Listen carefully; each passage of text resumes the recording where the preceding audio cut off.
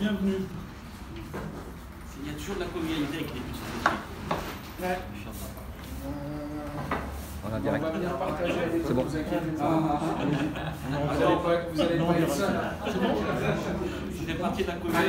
C'est en direct. Bien. Bonjour à toutes et à tous, ou bonsoir, merci de votre présence. Suite à cette journée de rassemblement, de mobilisation contre les actes de vandalisme à caractère raciste, anti-musulman notamment, nous organisons une conférence de presse, le comité de soutien aux victimes de ces actes-là, que ce soit des institutions, des associations, ou des individus, ou des restaurateurs, etc. Alors on va avoir quelques prises de parole et on va commencer par notre hôte qui nous accueille ici, par la Ligue des droits de l'homme du Rhône, à qui je laisse la parole à Jacques Dumortier, que je remercie au nom du comité de nous accueillir ici dans ces locaux. Voilà. Vous êtes ici alors donc à la Fédération du Rhône de la Ligue des droits de l'homme qui comprend 11 sections sur le Rhône. Et la plupart de ces sections sont réunies sur Lyon et la banlieue. Donc on est une association nationale. Nous, on n'est plus en association, on dépend directement de Paris et du national. Et Malik Salincourt est actuellement le président du national. Vous d'accueillir les organisateurs, d'accueillir la presse. Malheureusement, on aurait préféré que ça soit dans des conditions meilleures et que ça ne soit pas dans cette suite d'accidents graves que l'on perçoit depuis quelque temps et qui a perduré, entre autres, sur certains quartiers de Lyon.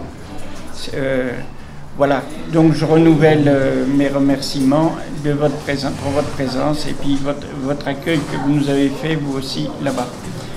Je vais laisser mon siège pour que les gens puissent... Merci, M. Dumortier, merci.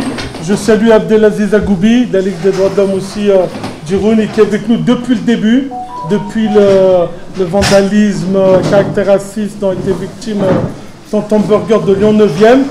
Omar le gérant qui est là, qui est présent avec nous, dira un petit mot s'il veut tout à l'heure, parce que ça date du 14 juillet et malheureusement il est poursuivi, parce qu'il y a eu une tentative d'incendie.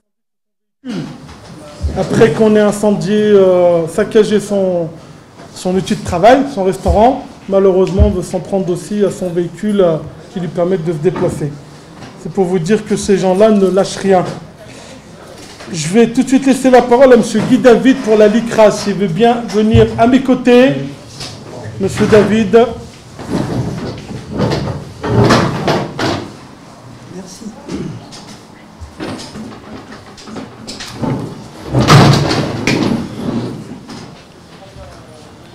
Bonjour à toutes, bonjour à tous. Évidemment, la Ligue internationale contre le racisme et l'antisémitisme a tenu à être présente, représentée lors du rassemblement de cet après-midi à 15 h.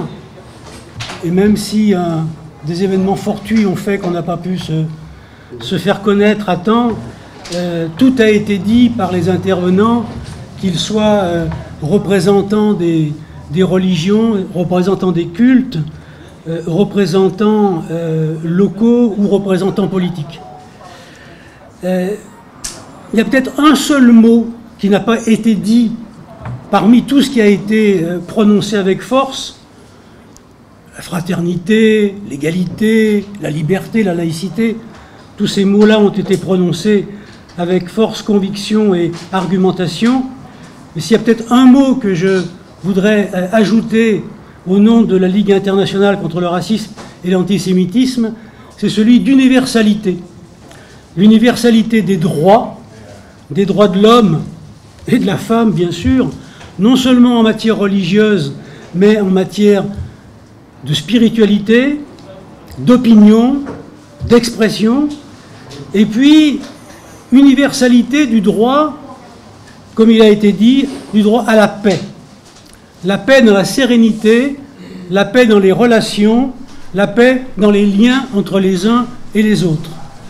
C'est ce message-là que le président Blum m'a tacitement, puisqu'il était en congé, chargé de transmettre, et puis de rappeler aussi que devant ces actes qui malheureusement se répètent de semaine en semaine, pas seulement en France d'ailleurs, mais dans pratiquement tous les pays du monde, le racisme est malheureusement à l'œuvre, eh bien nous devons faire tous, comme disait Edmond Rostand, les hommes de bonne volonté, faire œuvre de relation, faire œuvre de lien, donc d'universalité.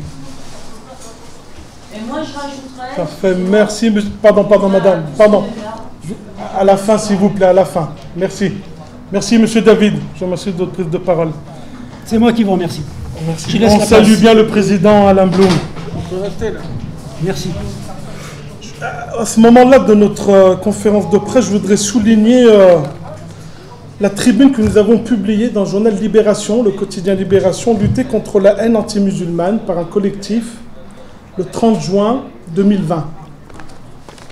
Dans cette tribune, on pointait un constat et on faisait quelques propositions. Le constat, c'est que cette montée de ce type de racisme, de haine, pour nous, n'était pas prise au sérieux, malheureusement, par les pouvoirs publics. Et nous appelions nos pouvoirs publics, nos autorités républicaines, à le prendre au sérieux. Et si j'ose dire, malheureusement, cette tribune était prémonitoire. Le 30 juin, c'était surtout après ce qui s'était passé envers les attaques, l'assimilation notamment de terroristes qui avaient été faits au recteur de la Grande Mosquée de Lyon, Kamel Kaptan. Vous savez, le 25 mars, il avait lancé l'initiative à l'appel à la paix, au soutien à nos soignants. Et un groupe qui s'appelle Génération Identitaire l'a pris en grippe et l'a traité de terroriste, non seulement lui, et l'acte qu'il avait fait, que c'était un appel à la prière en même temps, en écho aux sonneries de cloche. Le 25 mars, c'était la fête de l'Annonciation. Donc c'était dans une communion, on peut dire, puisqu'on était aussi les adeptes du dialogue interreligieux à la Grande Mosquée de Lyon. Et ces actes-là, on a vu malheureusement un silence assourdissant de soutien qui ne sont pas arrivés. Bien sûr, le Conseil des mosquées de Lyon était là, le premier à réagir avec un soutien sans faille. Et malheureusement, on a eu beaucoup de soutien, mais discret, voire confidentiel. Et on s'est questionné sur le pourquoi de cette espèce de silence assourdissant qui nous a un peu beaucoup étonnés, parce qu'on ne comprenait pas, c'était clair, les gens qui avaient fait ça le revendiquaient, se filmaient, etc. Il n'y avait aucun problème là-dessus. Donc un dépôt de plainte a été posé, et il a fallu attendre malheureusement. Alors, on peut dire qu'il y a eu le confinement, qu'il y a eu ci, qu'il y a eu ça, on peut tout expliquer, mais en même temps, on a eu des soucis à comprendre. Donc c'était de pointer ce constat-là, et on fait un constat les ressorts de cette haine particulière, les visages qu'elle prend, c'est deux fondements principaux. Le premier, c'est ce fameux mythe de l'islamisation, théorisé par un certain nombre de personnes, d'intellectuels, de journalistes, d'éthitocrates, de gens qui ont pignon sur rue, 24 heures sur 24, parce que maintenant l'information est en boucle, les émissions en replay, etc. Donc on peut dire que c'est 24 sur 24. Qui derrière ça fait de chaque musulmane, de chaque musulman, quel que soit son rapport à l'islam, quel que soit son rapport au culte, que ce soit un rapport complètement distancié, voire quasi inexistant, un islamiste, entre guillemets, potentiel, voire un terroriste potentiel. Donc ce fameux mythe de l'islamisation, auquel s'ajoute un autre mythe, le mythe du grand remplacement. Et vous avez tout de suite compris que l'un et l'autre font lien, parce que qui va remplacer qui? Les islamistes seraient ceux qui seraient appelés à remplacer notre population française, etc. Qui, comme dit Dominique Schneiper, notre grande constitutionnaliste sociologue, la France est un pays d'immigration qui s'ignore, malheureusement. Donc ces deux mythes, mythe de l'islamisation et mythe du grand remplacement, sont les ressorts de cette haine particulière anti-musulmane. Alors on pourrait remonter à l'histoire, etc., mais en tout cas qui prend des ressorts au nouveau aujourd'hui. Et nous appelions dans notre tribune à deux choses. Nos responsables judiciaires, policiers, politiques, associatives, grandes associations antiracistes, etc., à prendre bien sûr cette lutte au sérieux, d'une part, d'autre part à mener les enquêtes, parce que malheureusement, parfois les enquêtes ne sont pas menées jusqu'au bout, ne sont pas menées avec tous les moyens qui conviennent, et ça fait qu'on n'arrive pas malheureusement à retrouver les coupables, voire les commanditaires. Donc à prendre en sérieux cette lutte-là, à développer ce que nous appelions refonder l'arc républicain. Fut un temps où un certain nombre de propos qui ont aujourd'hui pignon sur rue, les gens ne les prononçaient pas, ou alors c'était vraiment en cercle fermé, si j'ose dire. Aujourd'hui, tout y va, on a de la liberté d'expression, on peut y aller, si j'ose dire, c'est open, et il y a des choses qui avant offusquaient nombre de nos responsables politiques et associatifs. Aujourd'hui, ça passe comme une lettre à la poste, et quand on fait « Ah, c'est peut-être un peu dangereux ces propos », on nous rétorque souvent « Mais c'est la liberté d'expression, il faut être tolérant, il faut être respectueux, etc. » Bien sûr qu'il faut être tolérant, bien sûr qu'il faut être respectueux de la liberté d'expression, il faut prendre en compte aussi le sentiment des gens qui ont l'impression, le sentiment, et pas que le sentiment parfois, d'être offusqué, que ce soit dans leur personnalité propre. Quand on est assimilé à des terroristes quasiment 24 heures sur 24, il y a un ras-le-bol légitime qui peut s'exprimer. Donc on nous appelions aussi à ce qu'il y ait une commission d'enquête parlementaire. Nous sollicitions nos parlementaires, députés et sénateurs, à monter une commission d'enquête parlementaire qui a un certain nombre de pouvoirs, de prérogatives, pour enquêter sur ce phénomène, pour essayer de le définir, essayer de le comprendre, et puis bien sûr d'apporter des propositions en termes de prévention, comment est-ce qu'on peut prévenir ce genre de phénomène-là, et comment aussi on peut le sanctionner de la façon adéquate. Tout ça dans le but de refonder ce que nous appelons l'arc républicain. L'arc républicain fut un temps, quand il y avait des propos comme ça extrêmes qui stigmatisaient X ou Z, tout de suite on avait un front républicain qui se levait et qui disait là, stop, comme on a eu aujourd'hui. Stop. Dans la perspective de renforcer le mieux vivre ensemble, parce que tout ça, cette fin, c'est faire à quoi? C'est certes à mieux vivre, à se respecter personnellement, mais aussi à respecter les autres. C'est d'abord ça. Vous connaissez cette phrase de Jean-Jacques Rousseau, l'autre n'est que le lien entre moi, l'intermédiaire entre moi et moi-même. Et ce vivre ensemble, ce n'est pas un mot galvaudé, contrairement à ce qu'on dit. La majorité des gens vivent bien ensemble. Ou même s'ils ne vivent pas bien ensemble, ils vivent au moins côte à côte. Mais si nous ne voulons pas que ça se dégrade encore plus, il faut renforcer ce vivre ensemble-là, et nous appelons nos politiques à développer des politiques publiques dans ce sens-là. Tout ça pour une république, ce que nous appelons une république appliquée. Vous connaissez tous notre article 1 de notre Constitution, la France est une république laïque, démocratique et sociale. Une république appliquée, c'est ces quatre choses qui vont ensemble. République laïque, démocratique et sociale. Si vous faites que parler de laïcité en oubliant la démocratie et le social, ça ne fonctionne pas. Si vous parlez que de république en ne parlant pas de laïcité, de social et de démocratie, ça ne fonctionne pas non plus. Donc c'est ce que nous appelons à refonder l'arc républicain et à développer une république appliquée. Donc vous retrouverez la tribune dans le journal Libération qui est en libre accès, hein, c'est en ligne, du 30 juin 2020. Sans plus tarder, je vais laisser la parole à M. Kalaissi, du Conseil régional du culte musulman Rhône-Alpes. Donc c'est bien le Conseil régional du culte musulman Rhône-Alpes. Hein, mesdames et messieurs, nous nous réunissons pour la deuxième fois en moins d'une semaine dans des circonstances dramatiques. Par deux fois, la haine s'est exprimée. Et cette fois-ci, dans un lieu entouré d'habitations. Ce qui prouve que des personnes n'hésitent pas à mettre en jeu la vie des personnes et des familles. Aucun lieu de culte ne mérite d'être attaqué de la sorte. Pourtant, c'est le deuxième incendie criminel qui est visé en quelques jours dans l'agglomération lyonnaise. La semaine dernière, c'était un endroit qui revêt une symbolique forte, puisqu'il appartenait à l'église catholique, qui avait mis à disposition, puis avait bien voulu céder cet emplacement dans des conditions bienveillantes, afin que les musulmans de la commune de Bron puissent vivre dignement leur culte. Aujourd'hui, la mosquée qui a été incendiée porte le nom de Selam, c'est-à-dire la paix. Et elle porte bien son nom, puisque plusieurs voisins ont témoigné et confirmé les excellentes relations dans ce quartier. Alors aujourd'hui, nous tenions à faire honneur à ces symboles en étant unis contre ces actes criminels. Je le redis, ce sont des actes criminels. Et parce que lorsqu'un lieu de culte est attaqué, quel qu'il soit, tous les croyants des autres religions sont blessés. Et nous remercions les autorités respectives d'avoir manifesté leur indignation en étant présents aujourd'hui. Ce n'est pas uniquement les croyants qui sont blessés, mais toute la population française. Et je remercie les élus et les associations de défense comme la Ligue des droits de l'homme et la LICRA qui sont représentés aujourd'hui pour leur soutien. Toute la population est blessée par cet acte inqualifiable et intolérable.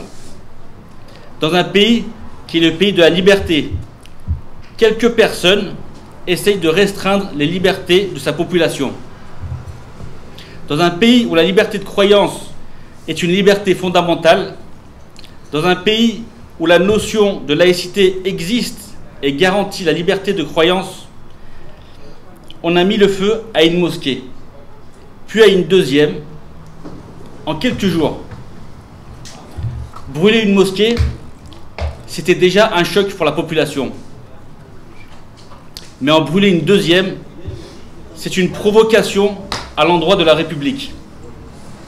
Ces personnes qui osent bafouer les lois de la République doivent être retrouvées et punies de manière exemplaire. Aujourd'hui, la population issue de diverses horizons s'est rassemblée pour affirmer son mécontentement et son indignation. Aujourd'hui, nous sommes rassemblés pour dire non à ces actes criminels. Vive la liberté, vive l'égalité et vive la fraternité. Merci à tous. Merci.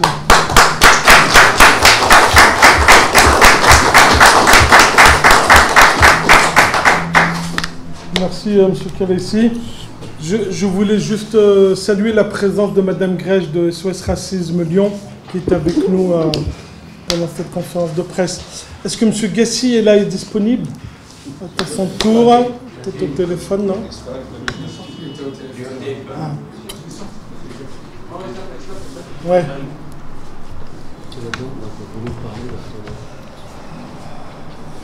Vous vouliez dire quelque chose, madame, sur vous êtes une association Non, moi je suis gilet jaune depuis 2 ans. Ah.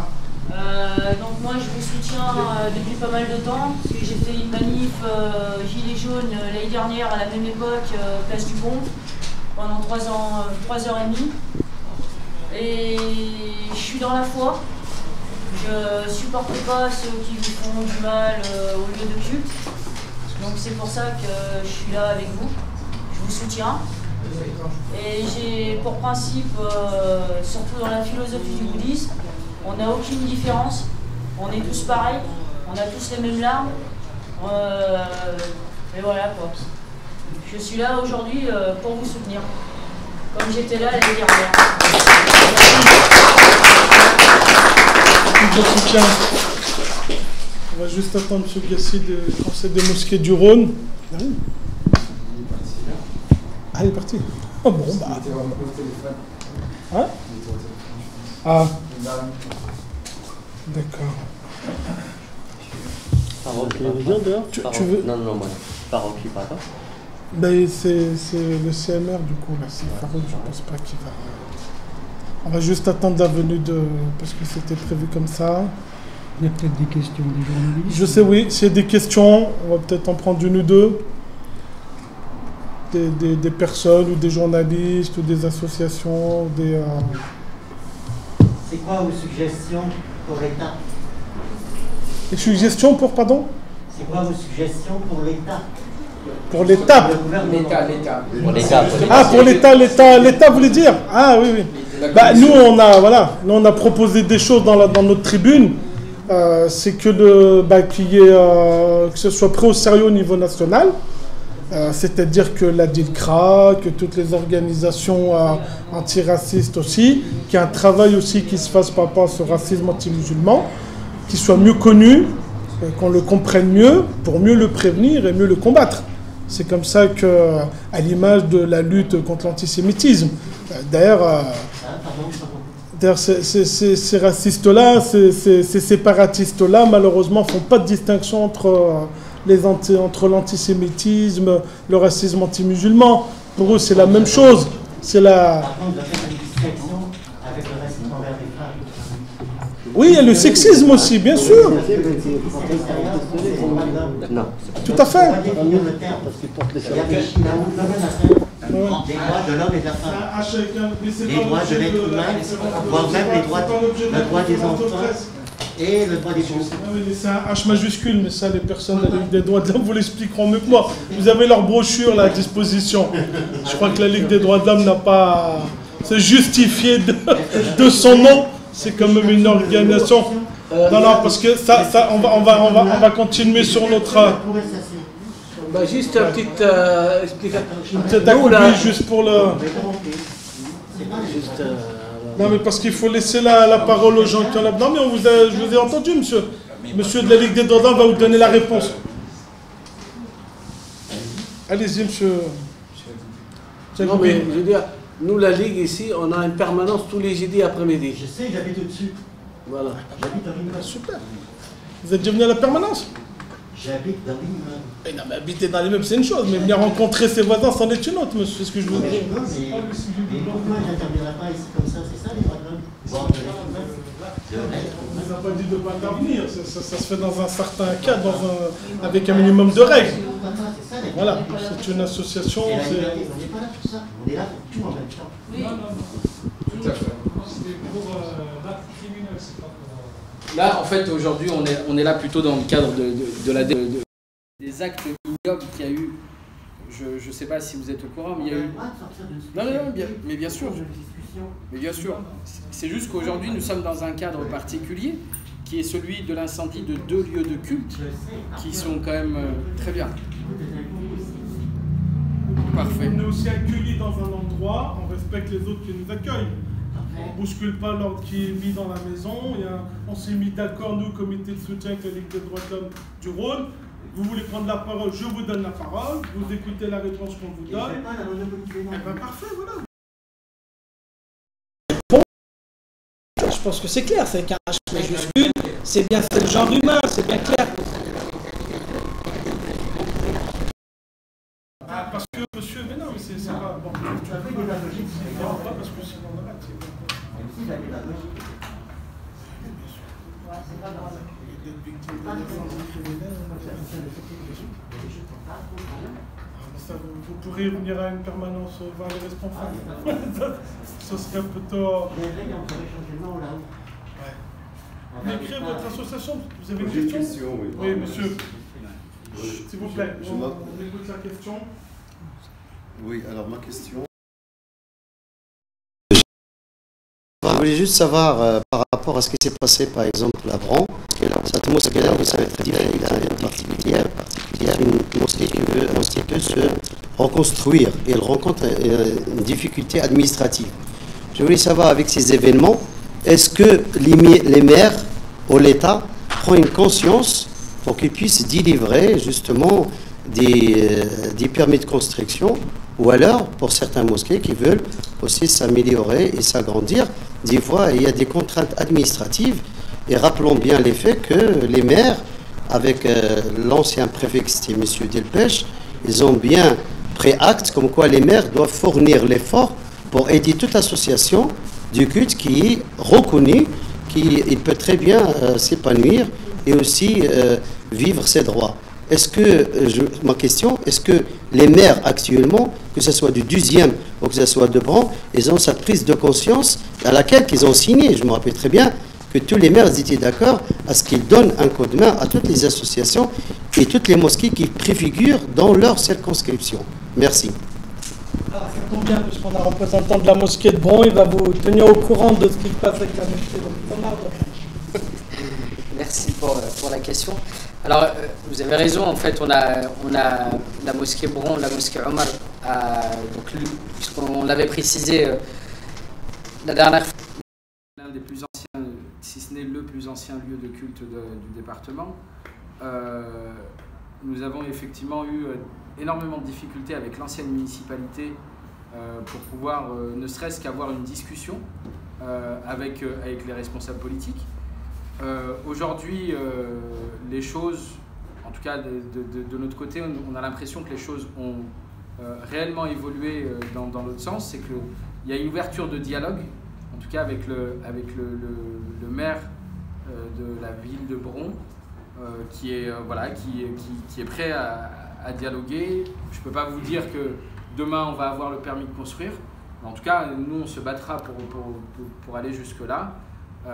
Aujourd'hui, le premier combat, c'est déjà de pouvoir sécuriser le lieu, chose qui est très importante, ce pourquoi on a mis en place, nous, la mosquée Omar de Bron, on a mis en place une cagnotte justement pour pouvoir financer un petit peu la sécurisation du site. On est en train de travailler sur, ne serait-ce que barricader tout autour du site, parce qu'on ne sait jamais si la bâtisse qui a pris feu s'écroule, c'est de notre responsabilité. Donc c'est tout ce travail-là. Et puis oui, effectivement, aujourd'hui, avec la présence la dernière fois des élus, on avait en tout cas le sentiment que le dialogue était ouvert. Je pense qu'aujourd'hui, le Lyon 2e, je ne répondrai pas à la place de la mosquée de Salam, mais je pense que, vu la présence des élus de Lyon et de la mairie du 2e, aussi l'ouverture du dialogue. Mais on sait très bien que beaucoup d'autres collectivités, ce n'est pas aussi évident que ça, c'est très compliqué, voilà. Ce pourquoi il faudra peut-être travailler dessus. Je peux te dire qu'il y a un rendez-vous prévu en septembre déjà pour retravailler. Effectivement, il y a un deuxième rendez-vous qui est prévu le 15 septembre exactement. Je crois qu'il y a le principe de la liberté, de culte. Ensuite, sa mise en pratique. Il faut aussi que les associations fassent les choses en bonne et due forme. Ensuite, il faut que ça respecte des règles d'urbanisme, etc., etc. Il y a des initiatives plus privées. Là-dessus, c'est le domaine du privé. Ensuite, quand ça engage des collectivités publiques, quand on fait des bâtiments peuvent être cédés, mis à disposition, vendus, etc. Il y a un certain nombre d'autres choses. Mais ce qui est important, c'est d'avoir des relations avec ces collectivités, parce qu'on a un certain nombre d'associations, c'est loin d'être la majorité, et quelques petites associations notamment, qui ont très peu de relations avec leurs élus locaux, voire pas. Mais vice-versa aussi. Il y a beaucoup. Et des élus, voilà, ça aussi, parce que ça aussi, on fait toujours le reproche aux associations, comme quoi, mais simplement ces mêmes associations, lorsqu'ils font des demandes de rencontrer leurs élus, ou alors faire une demande pour n'importe quelle action sur le terrain, excusez-moi, les élus ne sont pas prêts d'abord à les recevoir. Moi personnellement, dans notre quartier, ils ont signé une pétition, je vais parler concrètement. Et il y avait 300 personnes qui ont signé une pétition pour un sujet bien particulier qui les concerne. Cette pétition n'a jamais grimpé les échelons. C'est-à-dire, elle est arrivée au secrétariat du maire et elle est restée jusqu'à ce que monsieur le maire, il est parti. Donc, je veux dire, les associations veulent bien s'épanouir, les associations veulent bien exister, mais il y a un problème. Il y a aussi le problème de l'État. L'État préfigure certainement, certes, dans sa constitution, la liberté du culte, mais la liberté du c'est d'abord l'État et non pas l'association. Donc je pense qu'il faut inverser le rapport et il faut étudier avec l'État son rôle qu'il doit jouer dans la société. Moi je pense que les élus et les maires, parce que parfois on change de maire, mais on ne change pas d'administration. On change de préfet, mais on ne change pas d'administration. Donc, ce serait bien quand même que l'administration, nous on parle à l'administration, c'est celle qui est là, qui est présente. Les élus partent, l'administration. Voilà. C'est ce que je vous dis. Il faut qu'il y ait un dialogue entre les élus, l'administration et les associations porteuses de projets. S'il n'y a pas de dialogue, s'il n'y a pas d'échange, s'il n'y a pas de retour, c'est compliqué. Un maire qui ne reçoit pas ses administrés, c'est... Je ne sais pas comment il est devenu maire. Il s'est fait élire par ses administrés, il s'est fait élire par qui? Voilà, donc c'est qu'il y a un problème quelque part. Après, oui, je ne dis pas que ça n'existe pas, mais dans l'immense majorité des cas, on va quand même donner à des collectivités